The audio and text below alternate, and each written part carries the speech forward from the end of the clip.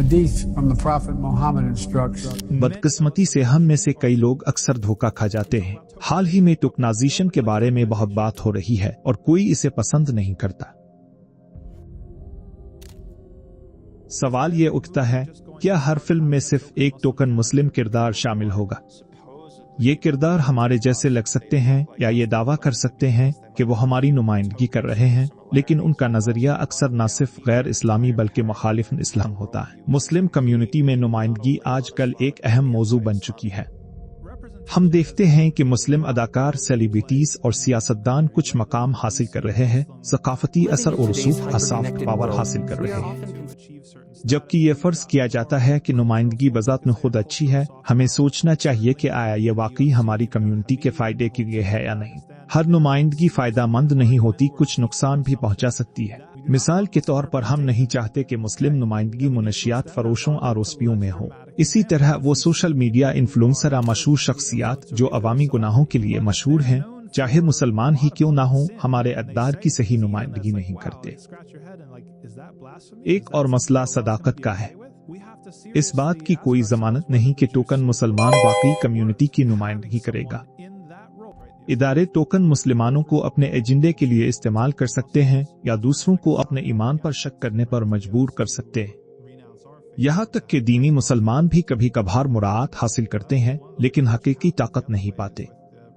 जैसा कि एक शेफ ने कहा, रसाई ताकत नहीं है, नजर आने या तस्लीम किए जाने का एहसास कम्युनिटी की खिदमत नहीं करता, बल्कि असल तरक्की में रुकावट भी बन सकता है।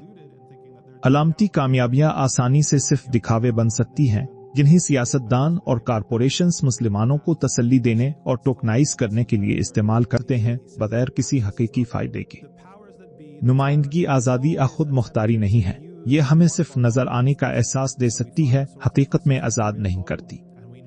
तारीख बताती है कि ये कोई नया नहीं, जाबिर हमेशा अंदरूनी अफराद को कंट्रोल के लिए इस्तेमाल करते आए हैं, जैसा कि क़सस में कारून की कहानी में दिखाया गया है, जहां ताकत कम्युनिटी के किसी शख्स के हवाले की गई ताकि बराह रास्त जवाबदेही से बचा जा सके।